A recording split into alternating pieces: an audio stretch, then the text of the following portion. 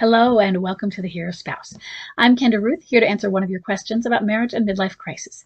Today we have an anonymous female left behind and forward-moving spouse with a bomb drop of March 1st, 2019 and a date of marriage of 2011. She has a boomerang who is a low-energy wallower. She says that my ex-husband and I have reconnected more since August. We're divorced. There's been some texts and phone conversations since then. It's mostly surface level. We've seen each other at sporting events and he's hugged me in public. Sports is a common interest. After a big win from a team, we cut up after the game. We ended up being intimate. This was all initiated by him. He hasn't talked about that night at all. We still talk mostly on a surface level and it feels natural. There is an alienator, but I don't know of her status. He's never talked about her and there's no evidence that exists that they are together at this time. How do I continue to stay the course?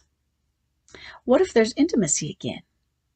We've never had a relationship talk since he left, so I have no idea where he's at. It feels like he's so close to making that next big step. So now is the time when you have to make a next big step for yourself and take the risk of initiating a conversation. Now, when you do that, you step very carefully. You can say, there's something I wanted to talk about and I want you to feel safe if you don't feel like this is the way we should go. I'm not sure of the language to use, but you need to find something. Because I don't want to say, I'm going to have a relationship talk with you. You can say no. I don't. That's a little too overt. I'd rather you be a little bit more subtle than that. But you can say, hey, I really need to take the temperature here. Where are we? And it's okay if we're not in the same place. It's okay if you don't want the same things I get. I get that, but I just need to know, because not knowing, especially since what happened last month or whenever, it's been kind of driving me crazy not knowing what it means. Was it just a booty call? And for you, if it was, don't think that it's going to hurt me. In fact, I like it if you care and are not trying to hurt me, but it hurts me more if I go on imagining and worrying about what it means. Because I'm going to put it right out there. I someday still dream of us being together. I still wish this divorce stuff, I wish it never happened. And I don't know if you're ready for that, but maybe if you want it in the future, just tell me. It's okay. You can say, I don't ever want that. You can say, I don't think it'll work, but I've thought about it. Because here's what I'm going to tell you. It's not going to work right now then. But if you even have that tiny little thing, there are great odds that it could work if we both wanted it to, because we made it work before.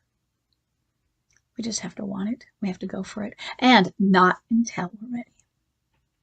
And so what I'm telling you isn't I'm asking you to do something. I'm not asking you to commit. I'm not asking you to come over. I'm just letting you know that my door's open. If you will get ready someday, let me know, okay? But just make it a communication with me. Okay, that was a lot. And so I'm not saying you give that kind of dump. When I do those kind of scripts, I give a lot of information out there and you just pick and choose what works for you. Because the best ones are something that's 1 sentence to 3 sentences, maybe. And I spoke for a couple of minutes, I think. But take from that some things that you can say to him. Wrap it around reassurances. That the reassurances are, I'm not asking for this. It's okay if you don't feel the same way. So that he feels safe. And you know what? We can always be friends. We are friends. I feel really comfortable with you. It was great. And we have things we can bond on because of the sports and things like that. That's great. It's a safety. You feel like you have somebody that you can be vulnerable with. Bonus. So you want to give that reassurance, but also the next part of the reassurance is that it's okay to reject you. And not being mean, but saying, I don't want the same thing you do, or I don't feel the same way you do. Remember, MLCers don't always know how they feel, or they think they feel one way and they feel another way the different day. So I'm not saying his answer is set in stone. I'm saying I want him to feel safe. giving you an answer now and giving you a different answer later.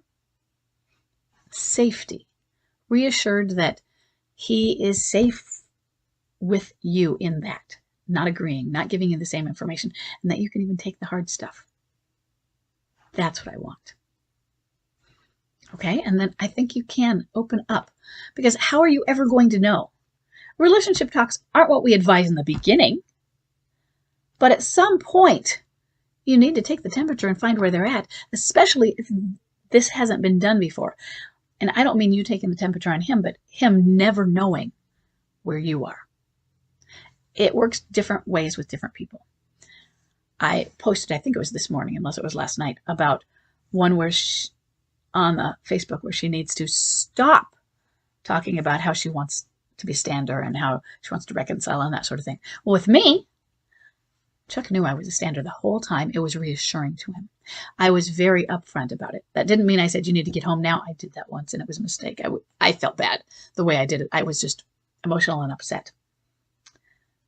But it didn't mean, for most part, I was pursuing him. It didn't mean that I was criticizing him and that I was being judgmental and I was saying, you need to be home, you're ruining our lives, all that.